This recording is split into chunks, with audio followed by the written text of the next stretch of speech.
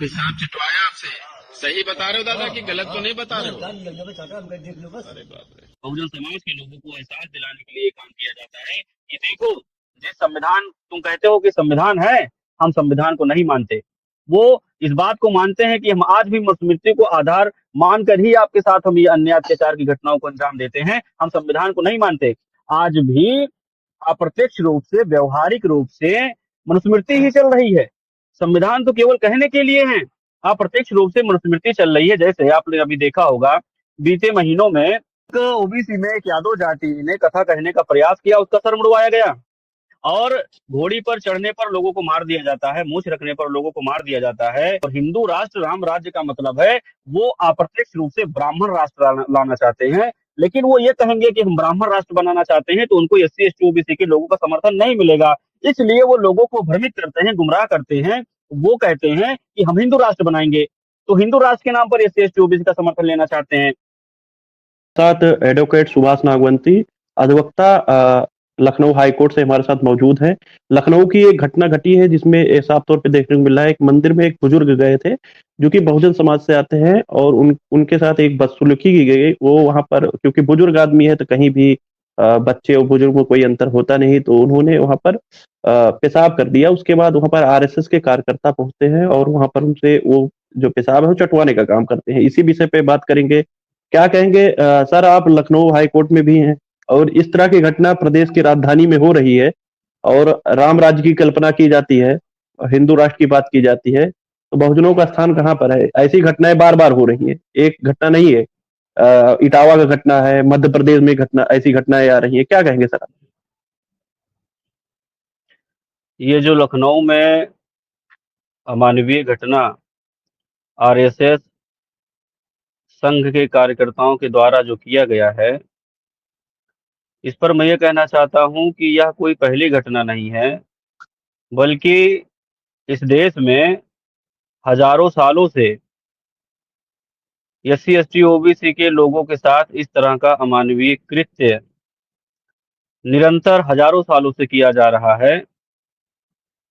ये तो साधारण व्यक्ति थे जिनको पेशाब चटवाया गया। आप सुनकर के हैरान हो जाएंगे कि इस देश का जो सर्वोच्च न्यायालय है, सर्वोच्च न्यायालय के मुख्य न्यायाधीश के ऊपर लोग जूता फेंक करके मारने का प्रयास करते हैं। तो जब इस देश का जो सर्वोच्च न्यायालय है, जो न्याय व्यवस्था को कायम करने का काम करता है, उसका जो मुख्य न्यायाधीश है, मुख्य न्यायाधीश जब सुरक्षित नहीं है, तो आप कल्पना कीजिए कि इस देश में आम व्यक्ति कितना सुरक्षित है या कितना सुरक्षित हो सकता है। दूसरी बात आपने जो कही कि हिंदू राष्ट्र और राम राज्य, तो राम राज्य यही है, इसी को राम राज्य कहते हैं। और हिंदू राष्ट्र का मतलब क्या होता है कि इस देश में दो तरह के हिंदू रहते हैं। जब मुसलमानों से लड़ने की बात आती है, तो इस देश में जो शेड्यूल कास्ट और ओबीसी के लोग हैं, वो ए ग्रेड के हिंदू हो जाते हैं। परंतु इसी देश में जब आरएसएस और संघ के कार्यकर्ताओं के द्वारा या सवर्णों के द्वारा जब उनका शारीरिक, मानसिक, आर्थिक और राजनीतिक शोषण किया जाता है, तब वो हिंदू नहीं होते हैं। तब वो शेड्यूल कास्ट में कोरी हो जाते हैं, चमार हो जाते हैं, पासी हो जाते हैं। ओबीसी में यादव, वर्मा, लोहार, गहर, तेली, तंबोली, कुंभट, मल्ला, बिंद, केवट, निषाद हो जाते हैं। तो दो तरह के हिंदू हैं। एक हिंदू वो जो मुसलमानों के लड़ाने के काम में आते हैं, और एक हिंदू वो जो अधिकार मांगने पर वो जातियों में उनको विभक्त कर दिया जाता है। तो ये जो घटनाएं घटित हो रही हैं, ये इसलिए घटित हो रही हैं क्योंकि जो संघ और बीजेपी की जो सरकार है, वो अनियंत्रित रूप से इस देश में कब्जा कर चुकी है। कब्जा होने की वजह से ये घटनाएं निरंतर घट रही हैं। जी सर, क्या कहेंगे जिस तरह मनुस्मृति की बात की जाती है कि इतिहास में मनुस्मृति ने जिस तरह यहाँ के बहुजनों को शूद्र बना के रखा, उसमें जब ये धर्म शास्त्रों का अध्ययन कर लेते थे, पढ़ लेते थे, तो जीभ काट दिया जाता था, सुन लेते थे शीशा पिघला के डाल दिया जाता था, देख लेते तो आंखें फोड़ दी जाती थी। आज की डेट में क्या वो जो घटनाएं हैं वो तो फिर से जारी हो रही है? कि बाबा साहब ने कहा था कि जिस समाज के पास 10 डॉक्टर, 20 इंजीनियर, ऐसे बहुत सारी बातें कही। आज बहुजन समाज के पास बहुत सारे डॉक्टर, इंजीनियर, वकील, आईएएस, पीसीएस का भरमार है, लेकिन प्रतिदिन ऐसी घटनाएं हो रही हैं। उसका कारण क्या है? क्या मनुस्मृति लागू हो गई है? संविधान की धज्जियां उड़ाई जा रही हैं? क्या कहेंगे आप? देखिए, संविधान वास्तव में इस देश में केवल लाइन में लग करके वोट डालने तक ही संविधान लागू है। जैसे ही लाइन में लग करके वोट डालकर आप हटते हैं, वैसे ही संविधान प्रभाव शून्य हो जाता है। 26 जनवरी 1950 को इस देश में संविधान लागू हुआ, परंतु संविधान लागू होने के इतने दिन बाद भी संविधान का जो मौलिक अधिकार है, जो फंडामेंटल राइट भी आज धरातल पर लागू नहीं है। उसका जो भी उल्लंघन किया जाता है, वायलेशन किया जाता है।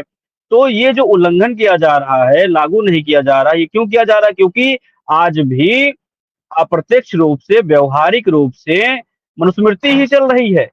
संविधान तो केवल कहने के लिए है, अप्रत्यक्ष रूप से मनुस्मृति चल रही है। जैसे आपने अभी देखा होगा, बीते महीनों में एक ओबीसी में एक यादव जाति ने कथा कहने का प्रयास किया, उसका सर मुड़वाया गया। और घोड़ी पर चढ़ने पर लोगों को मार दिया जाता है, मूंछ रखने पर लोगों को मार दिया जाता है। इस देश में बहन बेटियों, शेड्यूल कास्ट और ओबीसी की बहन बेटियों को जिंदा जलाया जाता है। तो ये क्या है? ये मनुस्मृति ही है। आज भी मंदिर में घुसने पर उसका शुद्धिकरण किया जाता है। अभी लखनऊ की घटना आप बता ही रहे हैं कि लखनऊ में पेशाब छिटवाने का काम किया। और क्या है मनुस्मृति? मनुस्मृति यही है। तो ये मैं कहना चाहता हूँ कि जो मनुस्मृति है, ये स्वतः नहीं है। इसके पीछे कुछ लोग हैं, जो लोग हैं वही हिंदू राष्ट्र लाना चाहते हैं, वही राम राज्य लाना चाहते हैं। और हिंदू राष्ट्र, राम राज्य का मतलब है वो अप्रत्यक्ष रूप से ब्राह्मण राष्ट्र लाना चाहते हैं। लेकिन वो ये कहेंगे कि हम ब्राह्मण राष्ट्र बनाना चाहते हैं, तो उनको एससी एसटी ओबीसी के लोगों का समर्थन नहीं मिलेगा। इसलिए वो लोगों को भ्रमित करते हैं, गुमराह करते हैं। वो कहते हैं कि हम हिंदू राष्ट्र बनाएंगे, तो हिंदू राष्ट्र के नाम पर एससी एसटी ओबीसी का समर्थन लेना चाहते हैं। तो ये बातें हमारे समाज के लोगों को, एससी एसटी ओबीसी के लोगों को समझना होगा। हालांकि समझ रहे हैं, और इस पर एक बड़ा आंदोलन आने वाले समय में इस देश भर में तैयार हो रहा है, बड़ा आंदोलन किया जाएगा। जो ये सपने देख रहे हैं, जैसे कि ये घटनाएं हो रही है, सपने देख रहे हैं, बार बार ये दिखा रहे हैं कि इस देश में मनुस्मृति लागू हो गया, क्या इनके जो सपने हैं वो साकार होने वाले हैं? क्या बहुजन समाज के लोगों ने सरेंडर कर दिया है कि भैया आप चाहे जो कर लीजिए हमारे साथ, क्योंकि ये घटनाएं तो रुकने का नाम नहीं ले, निरंतर बढ़ रहा है। तो क्या कहेंगे? क्योंकि अब चीफ जस्टिस के ऊपर, देश का सर्वोच्च न्यायाधीश जो है उसके ऊपर जब ऐसी घटनाएं होती हैं, तो ये तो दिखाने का काम कर रहे हैं कि हम आप लोगों के साथ ऐसा करेंगे। बाबा साहब भी कहते थे कि हमारे समाज के लोग पढ़े लिखे लोग ने धोखा दिया है। क्या लग रहा है, जिस बाबा साहब भी कहते थे, स्टेटमेंट है कि डॉक्टर, इंजीनियर, वकीलों को भरमार, आप तो भरमार है, फिर भी ऐसी घटनाएं हो रही है, क्या कहेंगे? डॉक्टर बाबा साहब अम्बेडकर ने जिन पढ़े लिखे लोगों की बात कही थी, वास्तव में वो डिग्रीधारी लोगों की बात नहीं कही थी। बाबा साहब अम्बेडकर जिस एजुकेशन की बात कहते हैं, वो सामाजिक एजुकेशन है। बाबा साहब अम्बेडकर कहते हैं कि social knowledge is greater than academic knowledge, यानी कि सामाजिक शिक्षा जो है वो एकेडमिक शिक्षा से बड़ी होती है। आज वर्तमान समय में हमारे समाज के लोगों के पास एकेडमिक शिक्षा तो है, परंतु सामाजिक शिक्षा के अभाव में वो जागृत नहीं है। उन्हें दोस्त और दुश्मन की पहचान नहीं है। वो दुश्मनों के साथ मिल करके अपना ही शोषण अप्रत्यक्ष रूप से करवा रहे हैं।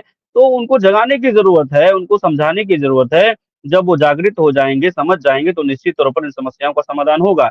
दूसरी बात मैं ये कहना चाहता हूँ कि इस देश में जो लोग ये चाह रहे हैं कि मनुस्मृति को लागू किया जाए, या जो लोग बार बार ऐसी घटनाओं को अंजाम देते हैं, उनका सीधा सा मकसद ये है कि समय समय पर एहसास दिलाया जाना, बहुजन समाज के लोगों को एहसास दिलाने के लिए काम किया जाता है कि देखो, जिस संविधान तुम कहते हो कि संविधान है, हम संविधान को नहीं मानते।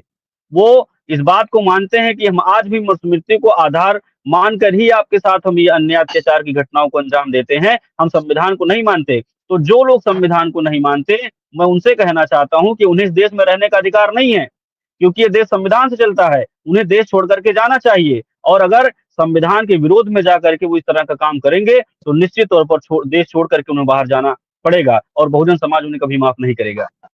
जी, लास्ट हमारा सवाल है, और लास्ट, जो लोग आज भी धर्म की चाशनी में डूबे हुए हैं, जिन एससी एसटी ओबीसी की आप बात कर रहे हैं, वो आज भी धर्म की चाशनी में डूबा हुआ है, लाइन लगा के मंदिरों में जाता है, और अब कह रहे हैं कि लोकतंत्र में सिर्फ वोट देने के लिए ही वो संविधान का सिर्फ आज उपयोग हो रहा है। तो उन तक क्या मैसेज पहुंचाना चाहेंगे जो धर्म की चाशनी में डूब रहा है? बार बार यादव जी के साथ ऐसी घटना हुई, एमपी में ऐसी घटना हुई, कुशवाहा जी को भी चरणामृत पिलवाया गया धुलवाकर, आपने देखा होगा सोशल मीडिया। तो वो किस ऐसे तमाम मामलों को लेकर क्या देंगे संदेश आप एससी एसटी ओबीसी के तमाम युवाओं, क्योंकि आप युवा भी हैं और देश के एक नागरिक हैं, तो क्या मैसेज देना चाहेंगे इस कम्युनिटी को आप?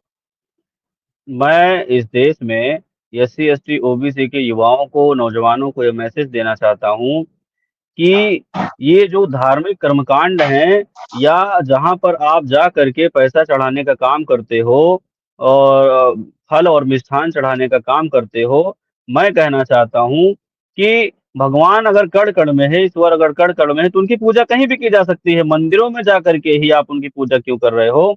मंदिरों में जा कर के आप पैसा चढ़ाने का काम क्यों कर रहे हो? जिस पैसे को आप चढ़ाने का काम करते हो, उसी पैसे से मंदिर में बैठा हुआ जो पुजारी है, उसी पैसे से अपने बच्चे को डॉक्टर, इंजीनियर, वकील बनाता है। उसी पैसे से अधिकारी, कर्मचारी वर्ग निर्माण करता है। फिर उसी अधिकारी, कर्मचारी के द्वारा एससी, एसटी, ओबीसी का शोषण करवाया जाता है। तो ये बात हमारे युवाओं को, हमारे बहुजन समाज के लोगों को समझना होगा। जितनी जल्दी समझेंगे, उतनी जल्दी ही उनका सामाजिक उद्धार होगा, राजनीतिक उद्धार होगा, आर्थिक उद्धार होगा। जी, तो साथियों हमारे साथ advocate Subhash Nagvanshi Lucknow high court से हमारे साथ मौजूद थे। साथियों जो भी लोग इस वीडियो को देख रहे थे सुभाष नागवंशी जी ने जो बातें कही उस पर आपकी क्या राय है कमेंट बॉक्स में ज़रूर दीजिए। तब तक लिए बने रहिए बहुजन 85 से बहुत-बहुत धन्यवाद सर।